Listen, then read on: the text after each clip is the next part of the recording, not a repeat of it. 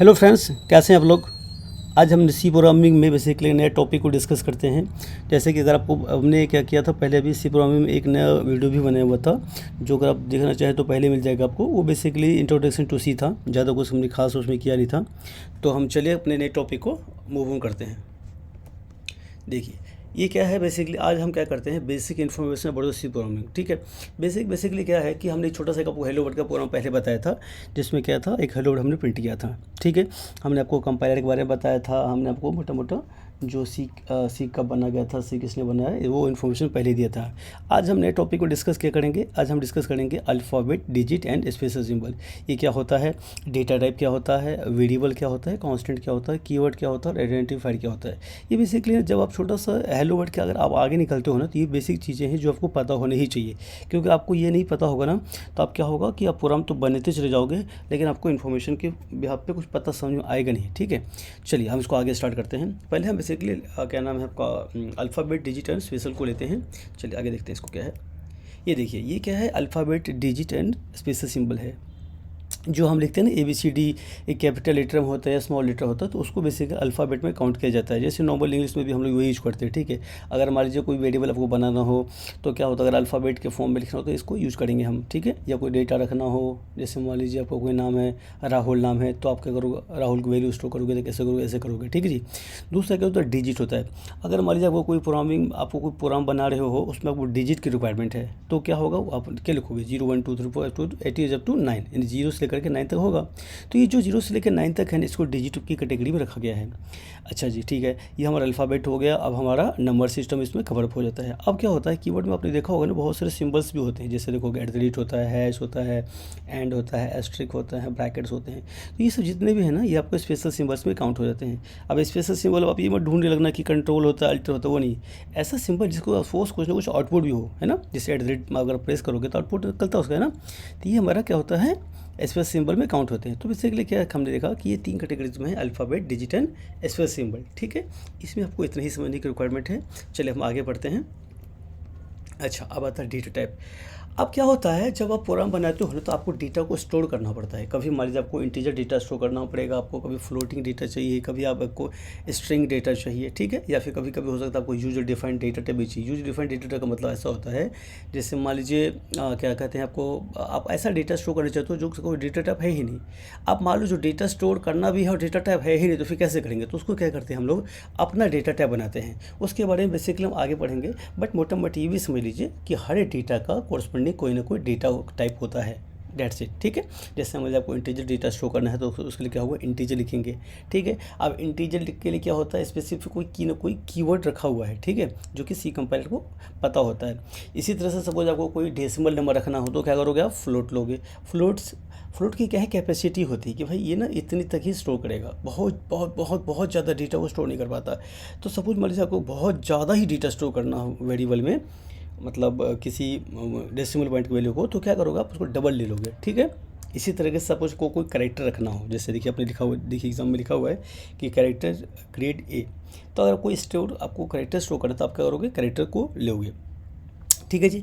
तो हमने क्या समझा डेटा टाइप में, कि हर वेरिएबल को अगर स्टोर, किसी भी वेरिएबल को डेटा अगर स्टोर करना है, तो उसमें वेरिएबल होगा, उसका डेटा टाइप होगा, और उसके कोरस्पॉन्डिंग आपको जो भी डेटा रखना है आप उसको रख लोगे। ठीक है, जैसे एग्जांपल एक में लिखा हुआ है कि C support several data type for variable including, जैसे मैंने लिखा है इसमें इंटीजर टाइप के लिए, फ्लोटिंग टाइप के लिए, double precision floating point type, last आपका करेक्टर टाइप के लिए। ठीक है, तो आप इसको इस तरह से डेटा टाइप को समझेंगे। ठीक है जी। ये जैसे एग्जांपल के तो मैं देखिए कि मैंने लिखा है हैश इंक्लूड स्टूडियो, ये तो आपको हेडर फाइल होता है, उसके मेन फंक्शन है।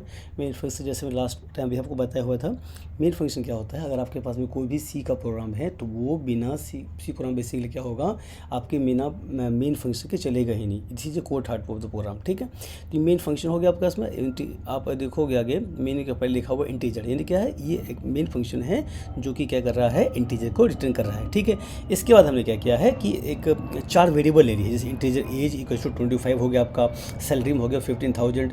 बट क्या है, आप ये देखोगे 50,000.50 भी है। ठीक है, तो वो क्या है, ये हमें बता रहा है कि ये फ्लोटिंग टाइप वैल्यूबल है। ठीक है ना, ये डेसिमल डेटा है। तो डेसिमल डेटा को स्टोर करने के लिए हमको क्या चाहिए, फ्लोट लेंगे।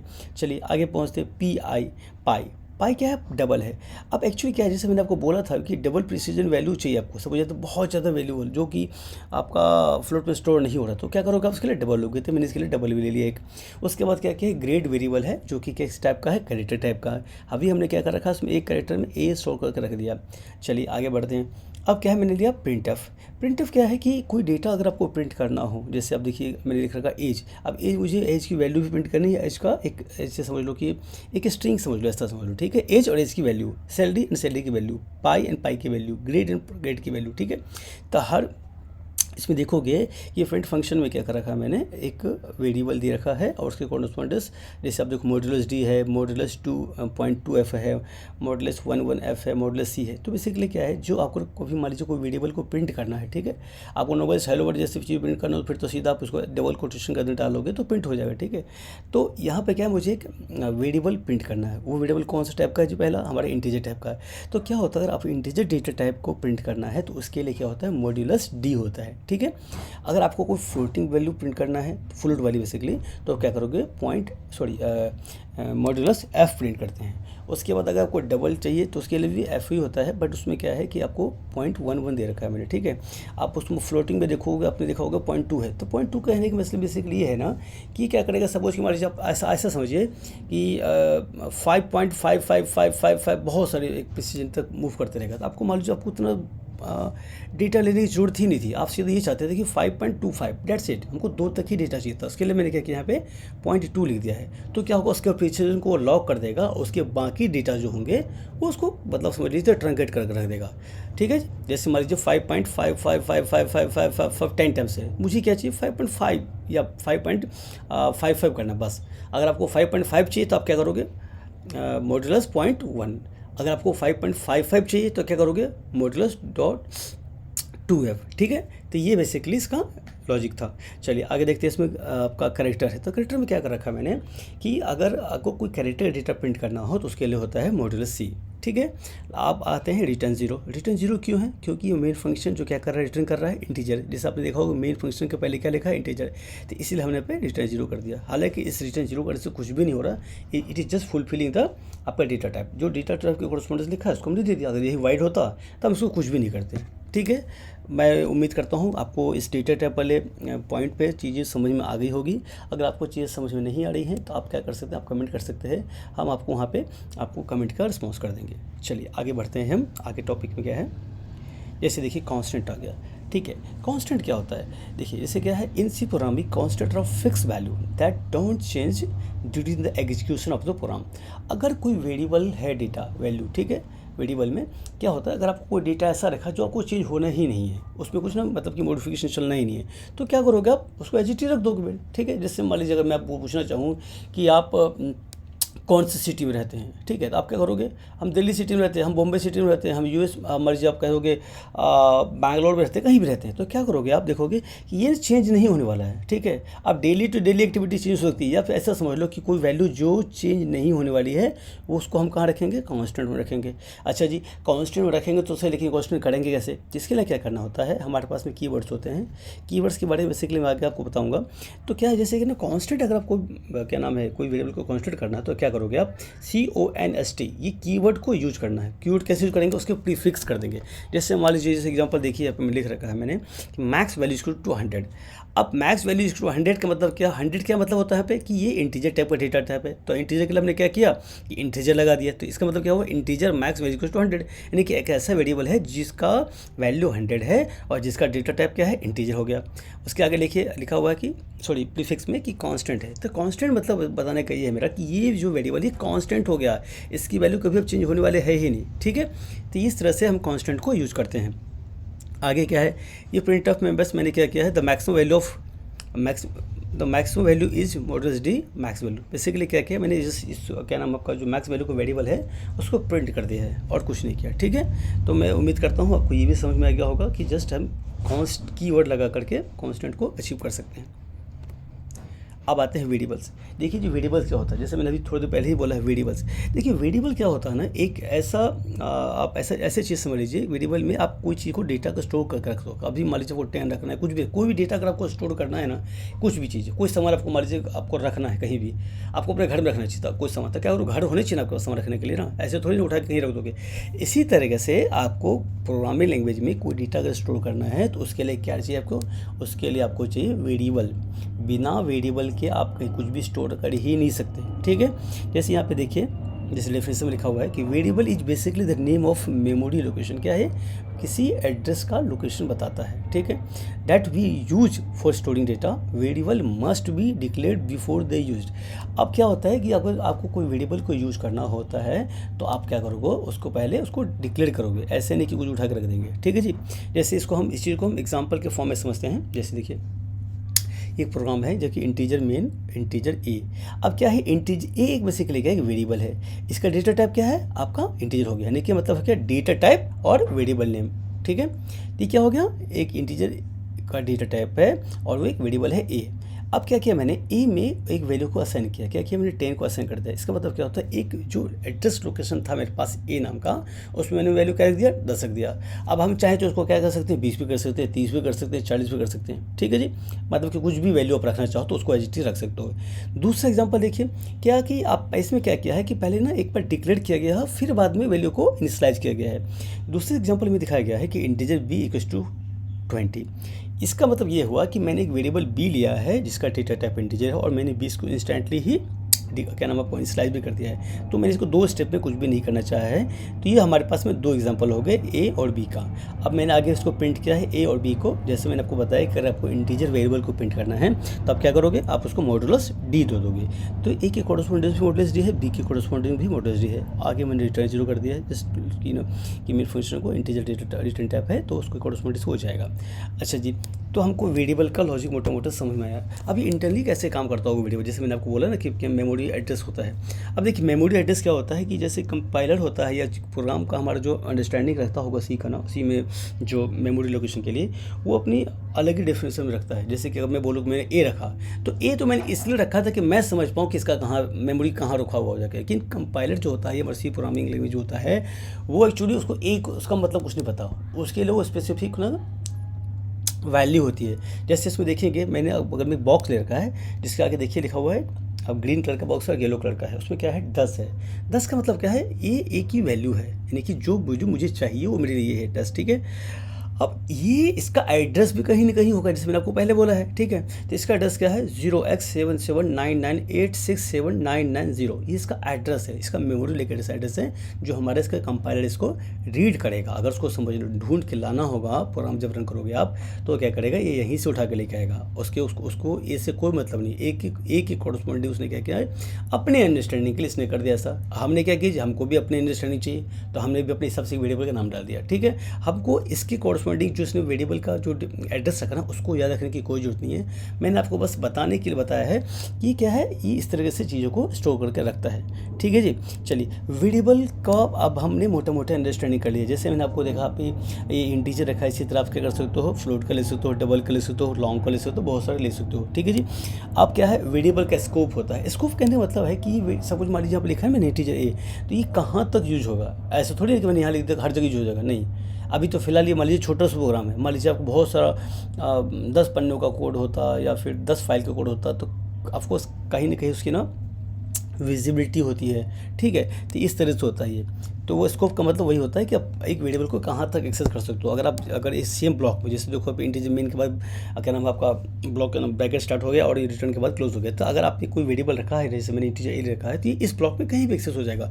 अब मान लो ये जो इंटीजर ए है मैंने मेन फंक्शन के ऊपर लिख दिया होता, ठीक है, तो ये कहाँ तक एक्सेस होगा। या फिर कोई फंक्शन है, इसके अंदर एक और फंक्शन ले लेते, उसके अंदर मेरे इंटीजर लिखा होता तो क्या वो बाहर एक्सेस होता। तो इसको कहते हैं, इस चीज़ को स्कोप कहा जाता है, ठीक है। स्कोप के बिहार पे बेसिकली ना वेरिएबल के डिफरेंट स्कोप्स होते हैं। एक होता है लोकल जो कि इसी में लिखा हुआ है, एक होता है ग्लोबल, एक होता है स्टैटिक, ठीक है। आपको 3 तरीके से वेरिएबल के स्कोप्स होते हैं। जैसे एग्जांपल देखिए कि वेरिएबल नेम, अच्छा एक चीज़ और है कि जो वेरिएबल मैंने आपको बना के दिखाया ना कि अब जैसे इंटीजर ए ले लिया, देखिए हालांकि भी ये लर्निंग के टाइम पे ठीक है, लेकिन जब आप कोई प्रोजेक्ट बनाओगे तो प्रॉपर्ली नाम लोगे, ऐसे नहीं कुछ उठा के रख दिया, ठीक है ना। प्रॉपर्ली नाम होना चाहिए ताकि उस वेरिएबल का मतलब भी समझ में आए, आप जो कोड करोगे आपको भी समझ में आना चाहिए और आपके बाद कोई कोड को पढ़ता है तो उसको भी समझ में आना चाहिए, ठीक है, यानी कि मल्टीपल लोगों को भी समझ में आना चाहिए। ऐसा कोई हमें कोड लिखने की कोई जरूरत नहीं, जो हम खुद ही कोड लिखें हम खुद ही समझ लें, वो यूजलेस थिंग्स, वो आप मतलब वो किसी काम का हुआ ही नहीं, बात समझ रहे हैं आपको। तो इसी तरीके से देखिए हमने तो आपको बता दिया, आप मान लो क्या है ना, एक स्टैंडर्ड रूल्स हैं कि आप कुछ भी नहीं लिखोगे, ठीक है। जैसे मेरा फिलहाल ए लिख दिया है तो इसको ना एक कुछ पैरामीटर्स है, जैसे कि अगर कोई वेरिएबल बनाते हो तो जैसे देखिए मस्ट, जैसे वेरिएबल नेम रूल्स, ठीक है, must start with the letter और must start with the letter और अंडरस्कोर। कोई वेरिएबल जब बनाओगे तो आप क्या होगा, लेटर के साथ ही स्टार्ट करोगे, यानी कि अपने नंबर उठा कर रख दिया जी, ठीक है जी, या फिर आप क्या करोगे, आप अंडरस्कोर के साथ उठाओगे। दूसरा का रूल क्या है, can contain letter digit and underscore, ये क्या कर सकता है, डिजिट भी रख सकता है, आपका लेटर भी ले लेगा और अंडरस्कोर भी ले लेगा। अब क्या है दूसरा, can not B reserved keyword. Can not B reserved keyword का क्या मतलब होता है कि जैसे मान लीजिए मैंने लिखा है ना कि अब इंटीजर ए, अब मैं ये लिख देता हूँ पे कि इंटीजर मतलब INT और INT क्या डेटा टाइप हो गया हमारा। अब मैं वेरिएबल ए की जगह लिखता INT लिख देता, या फिर ए की जगह मैं लिख देता फ्लोट लिख देता, तो क्या होता है, ये दिक्कत है, ये क्या है दिक्कत कैसे है, क्योंकि जो फ्लोट है या जो इंटीजर है, जो डेटा टाइप के कॉरस्पॉन्डिंग वैल्यूज़ होते हैं वो क्या होता है, वो रिजर्व्ड कीवर्ड होता है, जो कि सी लैंग्वेज में पहले से रिजर्व किए जा चुके हैं, हम उसको कुछ भी नहीं छेड़ सकते, जो पहले से प्रीडिफाइंड कीवर्ड्स लगे हैं, उसके बाद कुछ भी रखा हुआ हो आप उसको एज इट इज यूज़ कर सकते हो, ठीक है जी। उसमें हमको ज़्यादा दिमाग लगाने की कोई ज़रूरत नहीं है, ठीक है। जैसे इंटीजर हो गया, रिटर्न हो गया, और भी बहुत सारी बेसिकली कीवर्ड्स होते हैं जो हम आगे पढ़ेंगे। चलिए, आपको मैं उम्मीद करता हूँ वेरिएबल भी आपको लॉजिकली समझ में आया होगा। सेम पॉइंट में ये कहना चाहूँगा, अगर आपको समझ में नहीं आ रहा है चीज़ें, आप एक काम करिए, आप अपने वीडियो को बार बार रिमाइंड करके सुनिए। हो सकता है कि एक बार समझ में नहीं, 2 बार समझ में, बार बार रिमाइंड करेंगे तो आपको समझ में आएगा। अगर आपको फिर भी समझ में नहीं आता तो आप क्या कर सकते हैं, आप कमेंट कीजिए, हम वहाँ पर आपको उसके पे कमेंट का आंसर दे देंगे। चलिए आगे वेरिएबल का आगे देखते हैं क्या है इसमें आगे मेरे पास में। अब आता है लोकल वेरिएबल्स। जैसे मैंने बोला ना आपको कि स्कोप यहाँ पे हमारे पास में चीज़ें होती है, लोकल वेरिएबल होता है, स्टैटिक वेरिएबल होता है, ग्लोबल वेरिएबल होता है। तो लोकल वेरिएबल के मैंने छोटा सा एग्जांपल दिखाया आपको कि लोकल वेरिएबल क्या होता है, डिक्लेयर्ड इनसाइड ए फंक्शन और ए ब्लॉक। ब्लॉक का मतलब क्या होता है, जैसे देखोगे ना यहाँ पे इंटीजर मीन ब्रैकेट के बाद में ब्रैकेट स्टार्ट हो रहा है, ब्रैकेट क्लोज हो रहा है, यानी कि स्टार्ट और रिटर्न के बाद में क्लोज होता है। इस बेसिकली स्टार्ट से लेकर एंड तक को कहा जाता है ब्लॉक कहा जाता है। हालांकि ये फंक्शन के अंदर भी है, तो फंक्शन को भी बेसिकली क्या होता है ना, फंक्शन की जो मतलब स्टार्ट कहाँ से हो रहा है, एंड कहाँ से होता है, इसके लिए भी ब्रैकेट ही चाहिए होता है हमारे उसमें। तो ये ब्लॉक आपको इस पॉइंट के बारे में बताना चाह रहा है। अब यहाँ पर देखिए लिखा हुआ है integer local variable equals to 5, ठीक है। तो अब ये लोकल वेरिएबल जो 5 लिखा हुआ है उसको मैं कहाँ यूज़ कर रहा हूँ, प्रिंट में कर रहा हूँ, तो मैंने उस एज इट इज को यूज़ कर लिया। तो क्या है इसमें एक्सेसिबिलिटी है, तो इस कंसेप्ट को क्या कहेंगे, लोकल वेरिएबल है कि इनसाइड ब्लॉक यूज़ किया, इनसाइड ब्लॉक इसको सॉरी डिक्लेयर किया, इनिशियलाइज किया, मैंने यूज़ कर लिया, ठीक है जी, ये समझ गए।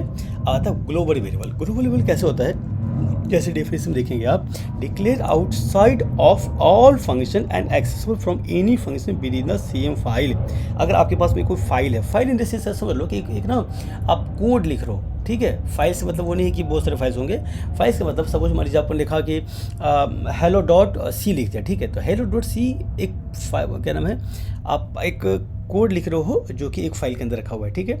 अब क्या है यहाँ पे मैं आप एग्जांपल में देखिए कि सबसे पहले लिख दिया है कि integer global variable equals to 10। ये क्या है, बाहर लिख दिया मैंने किसी फंक्शन के अंदर कहीं नहीं लिखा है, ये क्या होगा ग्लोबल वेरिएबल।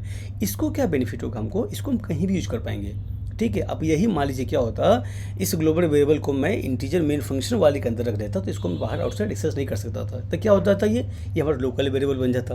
अब मैंने उसको उठा कर बाहर कर दिया तो क्या हो गया, वेरिएबल क्या हो गया हमारा ग्लोबली हो गया। अब इसको चाहे तो आप एक जगह यूज करो, 10 जगह यूज करो, 50 जगह यूज करो, आप इसको एज इट यूज़ कर सकते हो, ठीक है।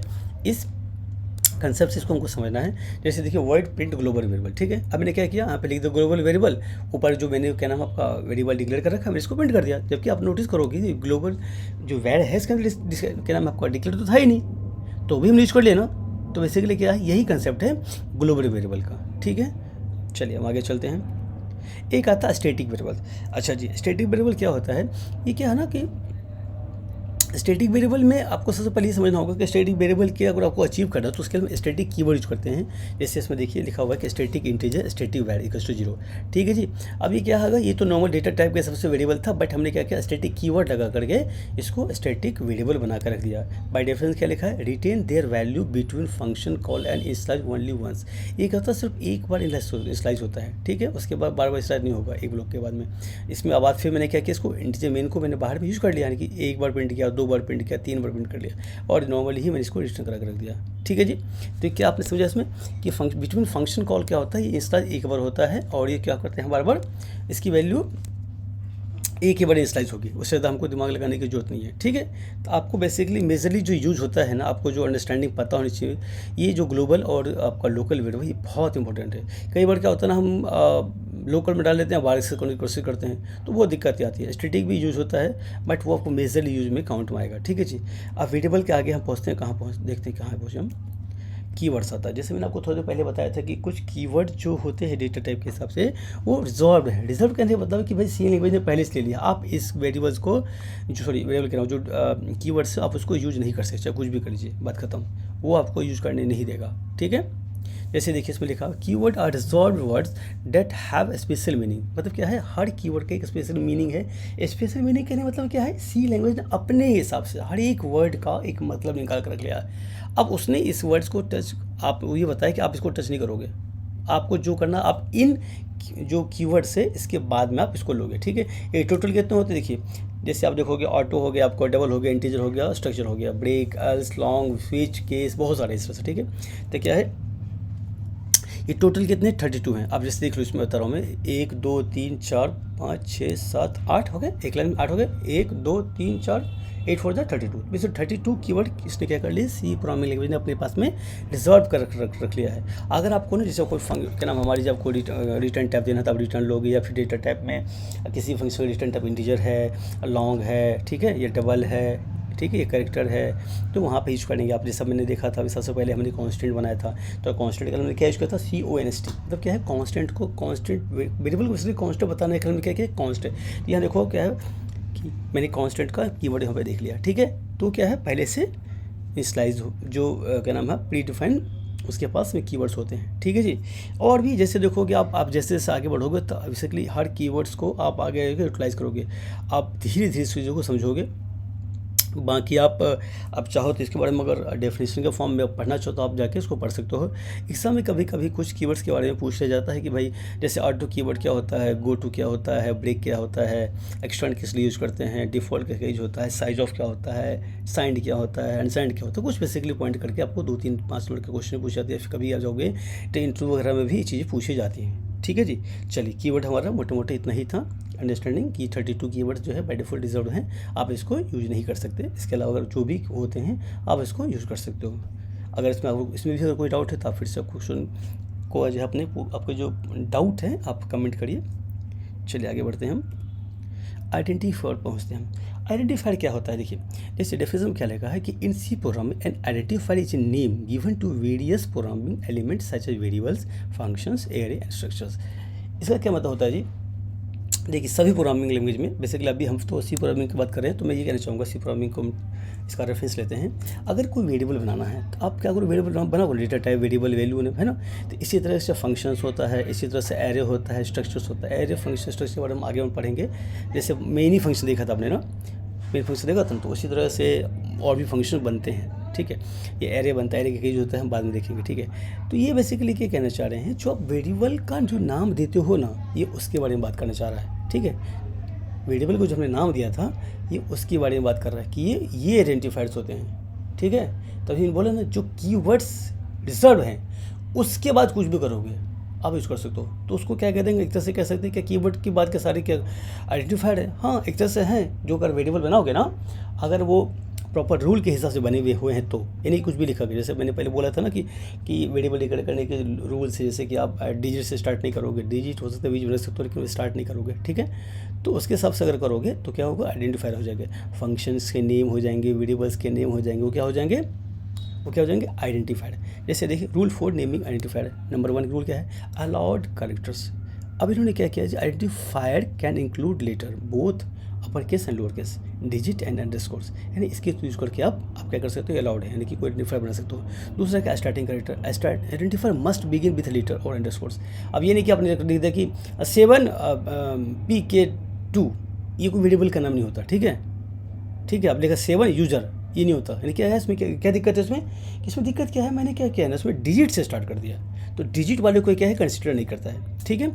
तीसरा क्या है, case study, identified case sensitive, ठीक है, मीनिंग वैड एंड वैड। आप इसमें वैड वर्ड में क्या डिफरेंस है देखो, तो हालांकि आपको सुनने में तो कोई ज़्यादा डिफरेंस लग नहीं रहा होगा, बट इसमें क्या है ना, VAR छोटा है और V जो है इसमें कैपिटल लेटर में, एक में स्मॉल लेटर में, ठीक है। VA दोनों क्या होता है, कंसिडर एज ए आइडेंटिफाइड, आप दोनों के फॉर्म में इसको यूज कर सकते हो, ऐसे कोई दिक्कत वाली बात नहीं, ठीक है।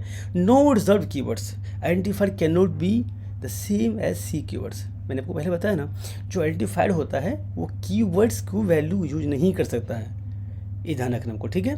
तो आइडेंटिफाइड के बारे में क्या समझा हमने, जो कीवर्ड्स हैं उसको यूज नहीं करेंगे और अपने हिसाब से उसको क्या कहते हैं, जैसे रूल में बताया गया है वैसे ही आप अपन जो है वेरिएबल का नेम, फंक्शन का नेम, स्ट्रक्चर के नाम को आप इसको यूज करेंगे विथ रूल एंड रेगुलेशन, ठीक है। अगर आप मान लीजिए आप क्या करते हैं कि कुछ भी लिख दोगे तो क्या होगा, जब प्रोग्राम बनाओगे ना तो रन ही नहीं होगा, बात खत्म, आप परेशान होते रहो, इसका तो कोई मतलब बना नहीं ना। तो बेसिकली हमको ये ध्यान रखना है जब वेरिएबल बनाएंगे तो इन चीज़ों के बारे में हम समझेंगे, ठीक है। चलिए हम आगे पहुंचते हैं, आप देखते शायद क्या आता है, कुछ और पॉइंट बचा है इसमें, तो चलिए आइडेंटिफायर होता है, जैसे मैंने बोला आपको आइडेंटिफायर में कुछ पॉइंट्स, जैसे मैंने आपको पहले ही बता दिया है कि कैसे डिक्लेयर करोगे, तो जैसे example of valid and invalid identifier. Valid identifier का मतलब क्या है, प्रॉपर जो वेरिएबल है, ठीक है, या जो जो जो रियली में वैलिड है उसकी हम बताएंगे कैसे हो सकता है। जैसे देखो वेरिएबल लिखा है, ये वेरिएबल वैलिड है, अंडरस्कोर टेम्परेचर लिखा मैंने तो वो वैलिड है। डेटा 1 मैंने बोला ना, इंटीजर 1 सॉरी जो 1 है बाद में तो आ सकता है क्योंकि पहले से लिख दिया, अगर सब यही होता मान लीजिए 1 और डेटा लिखा होता है, क्या होता है, इनकरेक्ट हो जाता है, इनवैलिड हो जाता है। आपका लास्ट में क्या, सम ऑफ वेरिएबल्स, यानी कि अंडरस्कोर्स आप चाहे तो आप स्टार्ट से लो या फिर आप एक वर्ड्स के मीनिंग के बाद भी ले सकते हो, जैसे सम अंडरस्कोर ऑफ अंडरस्कोर वैल्यूज, ठीक है। हमने क्या किया, 2 जगह अंडरस्कोर होता है, ये भी वैलिड होता है। इनवैलिड कौन सी होती है जी, 1 वेरिएबल, रॉन्ग। इनवैलिड कौन सी होती है, फ्लोट, क्योंकि फ्लोट ऑलरेडी क्या है, कीवर्ड जो कि हमारे पास रिजर्व है, हमारे पास तो है नहीं, वो तो ऑलरेडी रिजर्व है। दूसरा वैड नेम, ये आपका जो क्या नाम है, ये आप देखो हाइफन होता है, तो हाइफन बीच में आप यूज नहीं कर सकते, ठीक है, ये इसमें थोड़ा सा दिक्कत है। तो आपको ये छोटी सी चीज़ों को अंडरस्टैंड रखनी है, आप इसको मोटा मोटा चीज़ों को समझ जाओगे। तो आज हमने ये इसमें क्या कहते हैं, इस आज के जो बेसिकली लेक्चर है इसमें क्या सीखा हमने, सबसे पहले एक बार मैं दोबारा से रिवाइज कर देता हूँ। जैसे देखिए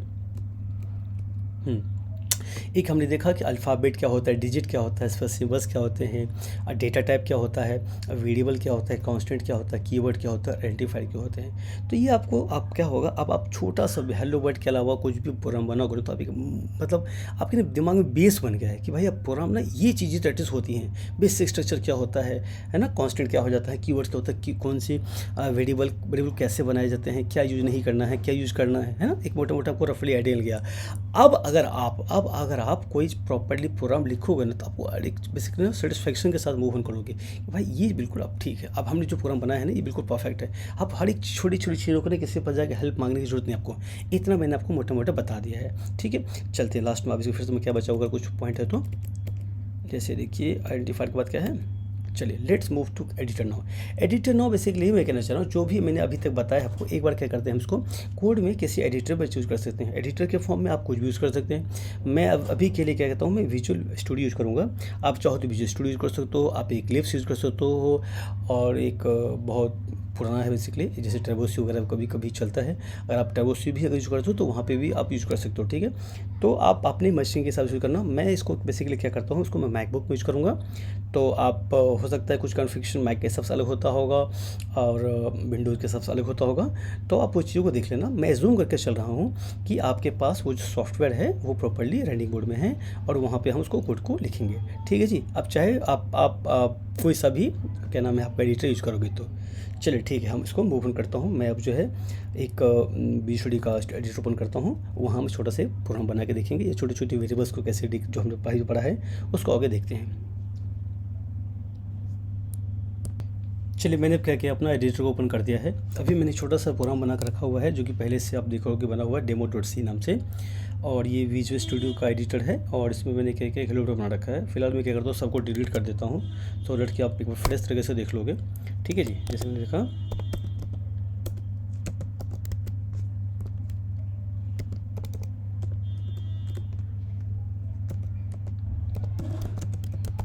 मैंने एक फंक्शन को मेन फंक्शन बना लिया, ये हमारा जैसे अब क्या होगा इसके पड़ोस में हमको एक 0 लिख दिया। ये किसलिए लिखा है? इसलिए लिखा है क्योंकि इस फंक्शन का रिटर्न टाइप क्या है? इंटीजर है और इसको 0 मुझे रिटर्न करना है। ठीक है, अब चाहो तो वो आप वॉइड लगा भी कर सकते थे। फिलहाल मैं एक देखता हूँ, प्रिंटफ लेता हूँ मैं। प्रिंटफ में क्या हुआ, जैसे देखिए हेलो वर्ड हो गया। ठीक है जी, ये हमारा एवरेट का बन गया, प्रोग्राम बन गया। ठीक है, अब इसको क्या करते हैं, इसको मैं हटा देता हूँ।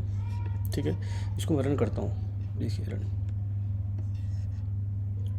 ठीक है, ये देखिए अभी रनिंग चल रहा है। ये हमारा हेलो वर्ड प्रिंट हो गया यहाँ पे। ठीक है जी, तो ये सिंपल सा एक हेलो वर्ड का प्रोग्राम था जो कि आपको मैंने पहले भी बताया हुआ है, क्या नाम है, थ्योरी में कि कैसे बनता है, बेसिक स्ट्रक्चर क्या होता है। तो सबसे पहले एक बार दोबारा से मैं बता देता हूँ कि क्या है। ये हेडर फाइल्स हो गया, ये हमारा मेन फंक्शन हो गया और ये बेसिकली ब्लॉक है। ठीक है, जैसे यहाँ से स्टार्ट हो रहा है यहाँ तक क्लोज हो रहा है। एक मैंने मेन फंक्शन लिया है, क्या नाम है, उसके बाद मैंने लिया है क्या, प्रिंटअप। प्रिंटअप का क्या काम है, कोई डेटा को अगर वो प्रिंट करना है। हम सॉरी ये हेलो को पता नहीं कैसे डिलीट हो गई यहाँ पे, मैं दोबारा लिख देता हूँ। हाँ, तो ये क्या है कि ये प्रिंटअप का जो डेफिनेशन है, एक्चुअल डेफिनेशन कहाँ है, वो हमारे पास में एचटीएमएल टोटल्स में है। ठीक है, अच्छा जी, चलिए मैं इसको एक काम करता हूँ, मैं एक वेरिएबल लिख के दिखाता हूँ, इंटीजर a=10। ठीक है, ये क्या होगा, हमारे पास में एक वेरिएबल बन गया।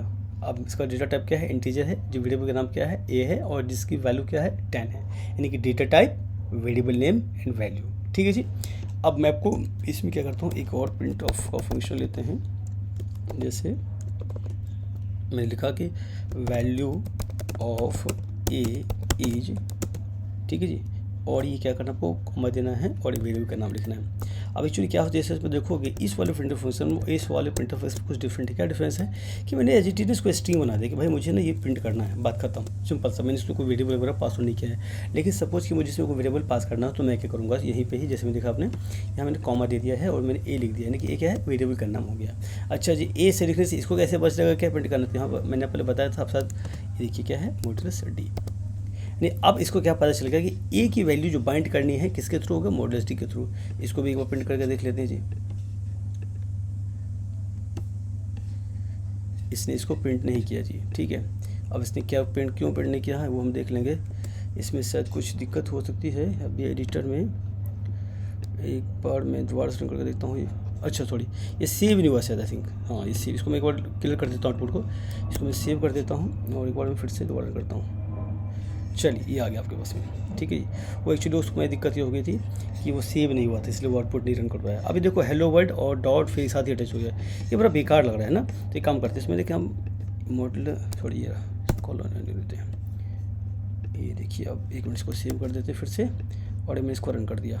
ठीक है जी, अब ये बिल्कुल से परफेक्ट लग रहा है। बेसिकली ये जो मैंने देखी ये जो लिया है ना, ये न्यू लाइन के लिए लेते हैं। ठीक है, स्लैश न्यू लाइन होता है कि अगर आप दो आउटपुट को एक लाइन में मतलब नहीं रखना है, ऐसे दो फंक्शन है तो ऑफकोर्स अलग अलग ही होना चाहिए था, वो मैं भूल गया था पहले, तो मैंने इसने यहाँ पर लगा दिया। अब आपको प्रॉपर्टी का आउटपुट मिल रहा है। जैसे मान लीजिए मुझे 10 है, ठीक है, 100 को मैंने 100 करना है। ठीक है, तो मैंने क्या वैल्यूशन करते हैं, वेरिएबल का मतलब यही था कि जो एक एड्रेस ऐसा है जिसकी वैल्यू को वेरी कर सके, बार बार चेंज कर सके। अगर मान लीजिए कोई वैल्यू ऐसी है जो चेंज होना ही नहीं है, तो जब चेंज होना ही नहीं तो हम क्या करेंगे, उसको फिर यहाँ पर जाकर उसको अगर कॉन्स्ट लिख देंगे, जिसमें आपको बताया था ना कॉन्स्टेंट में, तो बस कॉन्स्टेंट लिखते ही ये कॉन्स्टेंट हो जाएगा।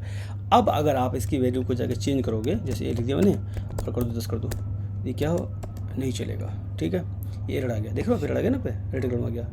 ठीक है, यानी कि क्या है, क्योंकि कांस्टेंट बन गया है, तो कांस्टेंट की वैल्यू क्या कर सकते हैं आप, चेंज नहीं कर सकते। Constant are never change. ठीक है, तो हमको क्या करना है, इस पर एजिटी फिर से हटा देना है। अब देख लो, अभी हट गया कांस्टेंट, हटते क्या हुआ, पहले मैंने क्या किया था 100 रखा था, बाद में 10 कर देने के पहले तो उसने क्या किया, उस मेमोरी एड्रेस पे उसने तो 100 लिया, बाद में उसने क्या कर दिया 10 उठाकर रख दिया, यानी कि इसमें कोई दिक्कत नहीं है। चलिए इसको हम हटा देते फिलहाल के लिए और उसको मैं एक बार इसको सेव करके हम आपको आउटपुट दिखाता हूँ।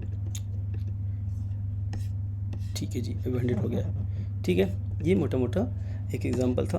हम अब क्या करते हैं, फ्लोट टाइप का भी डिटेल टाइप ले लेते हैं कि मतलब मैंने क्या लूँ मैं, चलिए सी लेता हूँ। फिलहाल मैं कुछ भी ले रहा हूँ, आप ऐसे मत लेना शुरू करना, मेरे को तो एक्चुअली टाइम बचाना है इसलिए मैं ऐसे ले रहा हूँ। ठीक है, ये मैंने इसको किया, इसको भी मैं कॉपी पेस्ट कर रहा हूँ। वैल्यू ऑफ सी, ये हो गया आपको सी, और ये क्या होगा आपको मॉडलेस डी की जगह हम क्या लेंगे, एफ लेंगे, क्योंकि ये हमारा फ्लोट है। चलिए सेव करते हैं इसको एक बार, इसको फिर से हम क्या करते हैं, आउटपुट निकालते हैं। रन करने के बाद में देखिए अब क्या हुआ, फिर से एक्चुअली मुझे यहाँ पे ना ये एंड लगाना पड़ेगा। ठीक है, मैं इसको फिर से रन कर देता हूँ। चलिए अब क्या देखिए, ए का वैल्यू क्या है, 100, उसमें हमने कुछ किया नहीं तो एज टी रह गया। सी वाले में देखिए क्या है 3.0 है, लेकिन फ्लोटिंग वैल्यू था, मैंने इसको एडजमेंट किया। अब देखिए क्या हो पे 3 पॉइंट के बाद कितना 0 1 2 3 4 यानी कि 6 टाइम क्या है 0 है, तो इसको मुझे ऐसा नहीं चाहिए, तो मैं क्या करूँगा 0.2 ले लूँगा 0.2, ठीक। तो ये रहा 0.2f, ठीक है। एक बार इसको फिट करके देख लेते हैं कैसे चलता है ये देखिए। अब देखिए क्या हुआ, ये जो पहले ये देखोगे यहाँ पे, ये देखो ये जो 6 डिजिट का पॉइंट था, 6 डिजिट में जो काउंट था पॉइंट के बाद में, ये इसने क्या किया 2 कर दिया, यानी कि मर्जी मुझे अगर उसको ना 1 चाहिए था तो 1, एक मिनट 1 कर देता हूँ उसको मैं, अब रन करता हूँ, 1 ले लिया। बस समझ रहे क्या इसका, ये बेसिकली फ्लोटिंग प्रेसिजन के लिए होता है ये चीज़, अब इसको यूज़ कर सकते हो, ठीक है जी। और एक चाहे तो हम एक और ले लेते हैं कैरेक्टर का भी, एक कैर CH इक्वल्स टू पी ले लेते हैं, ठीक है। ये रहा कॉलन, मुझे कैरेक्टर को प्रिंट करना पड़ेगा, और एक ये ले लेते हैं यहाँ पे, इसको भी पहले लगा देता हूँ नहीं तो फिर ये भी वही दिक्कत करेगा मेरे को। सी कर देते हैं इसमें, ये हटा देते हैं, और CH ये मेरे पास में, क्योंकि CH क्या है मेरा कैरेक्टर टाइप का डेटा टाइप है, तो मैंने क्या किया यहाँ पे, और ये वेरिएबल दे दिया, और C क्या है क्योंकि कैरेक्टर इसलिए वो C लेगा, ठीक है। इसको सेव करते हैं एक और फिर इसको रन करने की कोशिश करते हैं। ये इसको मैंने जी रन कर दिया, देखिए जिसने P प्रिंट कर दिया, यानी कि क्या है A C। अच्छा चलिए C इसलिए आ गया क्योंकि यहाँ पे मुझे इसको चेंज करना पड़ेगा, क्योंकि मैं इसमें ना वो चेंज करना भूल गया। रन कर देते हैं एक से, ठीक है जी। देखिए अब ACCS, ठीक है, यानी कि A इंटीजर का हो गया आपको, C हो गया आपको फ्लोट का, ये होगा CH हो गया आपको कैरेक्टर का। तो तीनों देखा आपने क्या किया, मैंने कि सिंपल एक प्रोग्राम बनाया है जिसमें क्या है 3 वेरिएबल बने दिए हैं, एक इंटीजर टाइप का, एक फ्लोटिंग टाइप का, एक हो गया हमारा क्या नाम है कैरेक्टर टाइप का। तो इन तीनों में क्या है कि तीनों को वैल्यू को लिया गया है, वैल्यू को इनिशियलाइज किया गया है, वैल्यू को प्रिंट कर दिया गया है, दैट्स इट। थैंक यू दोस्तों वीडियो को बेसिकली अभी तक देखने के लिए। I hope you have enjoyed the video. मुझे उम्मीद है कि आपको वीडियो बहुत अच्छी लगी होगी। अगर आपको इसमें कोई डाउट रहा हो तो आप प्लीज़ को कमेंट कीजिए, मैं आपको उस पर बेसिकली आंसर दूंगा। और मैं ये कहना चाहूँगा बेसिकली अगर वीडियो अच्छा लगा हो तो प्लीज़ लाइक करिए, कमेंट करिए और सब्सक्राइब करिए, और हो सके तो अपने फ्रेंड्स वगैरह के साथ भी या अपनी जो भी आपके नियर एंड डियर है उसके साथ शेयर करिए, सो दैट कि वो लोग भी अपने इस वीडियो का फ़ायदा उठा पाएँ, वो लोग भी कुछ सीख पाएँ, और इससे बेसिकली बेनिफिट हमारा भी है कि हमारा भी उत्साह बना रहता है। ठीक है जी, चलिए मिलते हैं अपने नेक्स्ट वीडियो में, तब तक के लिए बाय बाय।